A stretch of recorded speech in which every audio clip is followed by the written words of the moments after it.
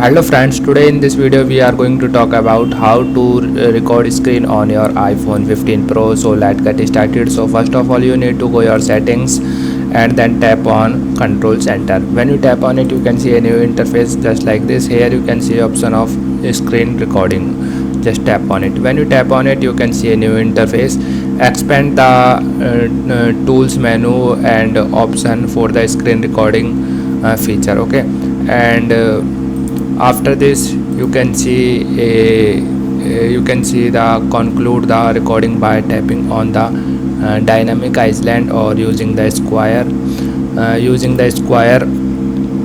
icon to stop it. Okay, and then when you click on the stop button you can see your recording has been saved in the photos or gallery. So that's all in this video. I hope you like this video. If you like this video then please hit a like button. Thank you.